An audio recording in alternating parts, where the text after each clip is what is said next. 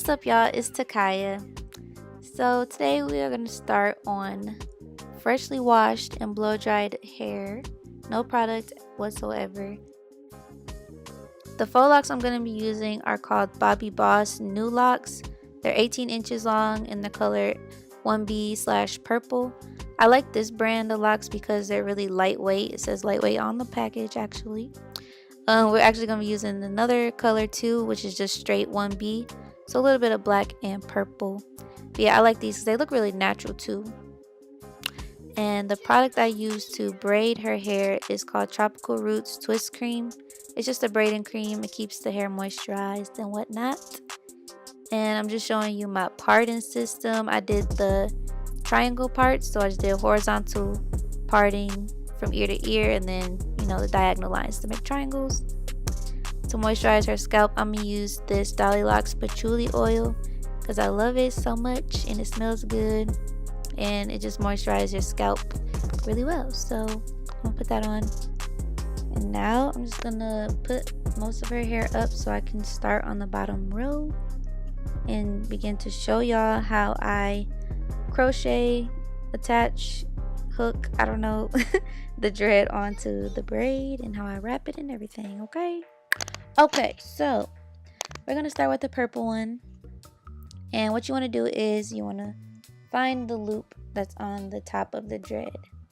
So you see that I found the little hole space. Some of them are easier to find than others, but yeah.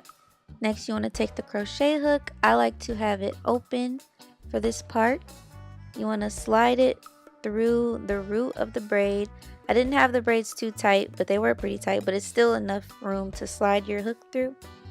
Then you want to, of course, put the dread on there, close it, and slide it right through, just like that. Then you want to open the hole. Take the dread and the braid. You take them through the loop. You're going to take the dread and put it tight. Just like that.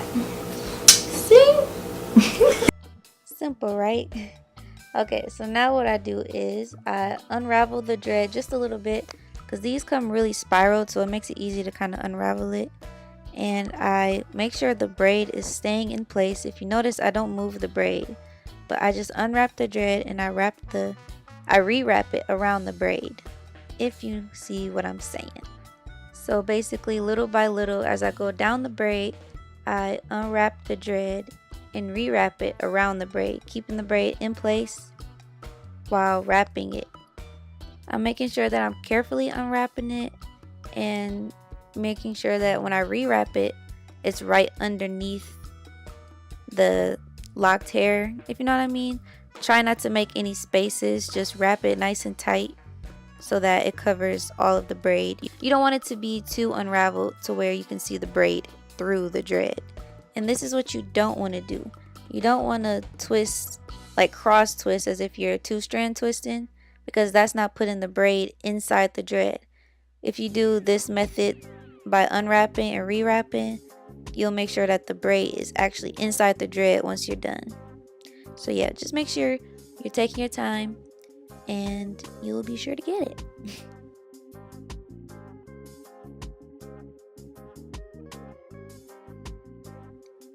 Once it gets down towards the ends, as you can see, I'm at the tail of her braid now. It can get a little tricky. I just make sure I still do the wrap method and I make sure I can still see where the end is, and I just push it in along with all the extra looped hair that kind of gets met from the top to bottom. And I do this twisting motion right here, and that usually does the trick. If they start to pop out, I'll do this motion right here with some extra product, but for the most part it'll stay in that way. Some of these braids do pop out over time, like after wearing them for a few weeks.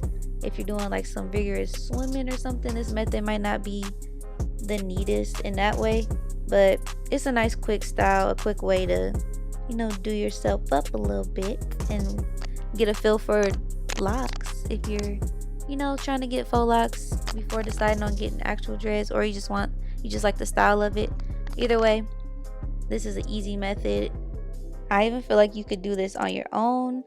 Like I partially did it on my own. My cousin helped me, but you know, I'm not no hairstylist. I'm not a professional, by the way, and I'm able to do this. So I just feel like if you're a simple person, you can even do this hairstyle.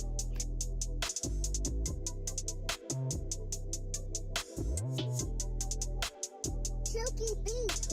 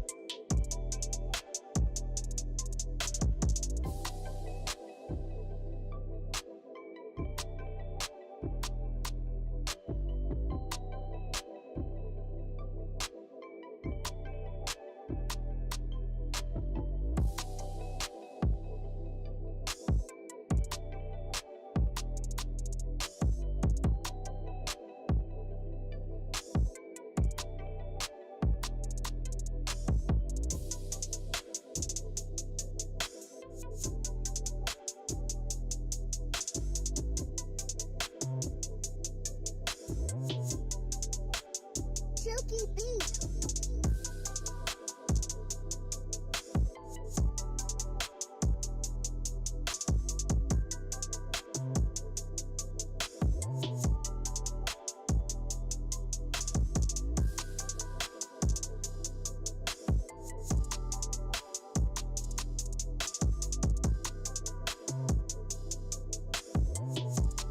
And that is the final look. That is all done.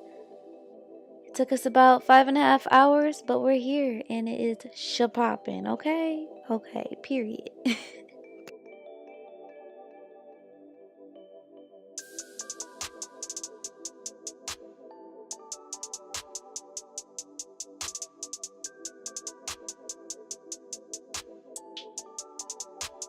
Chuki Beats. So that is how I do faux locks with the easy crochet method, individual method. I don't really know what I'm gonna call it or what it's called, but you'll see in the title. That's how I did it. Thank you to Leah. You're welcome. For letting me use you for my channel. And you know, now your hair popping. You want them to like follow you or anything? Oh my god, very much. So I mean, yeah, you made an Instagram, but you don't post in there. No, okay, I guess my Snapchat. Leah_Poo02.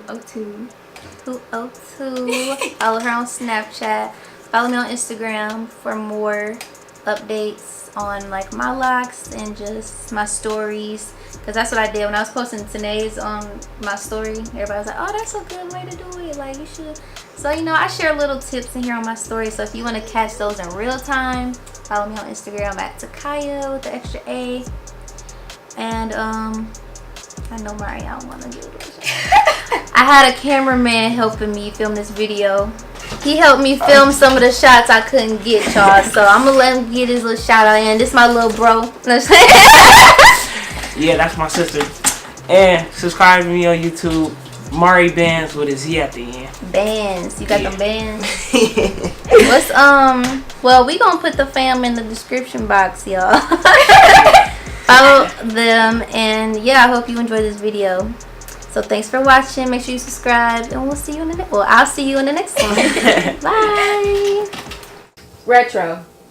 Don't you go up there. He's so bad. Retro.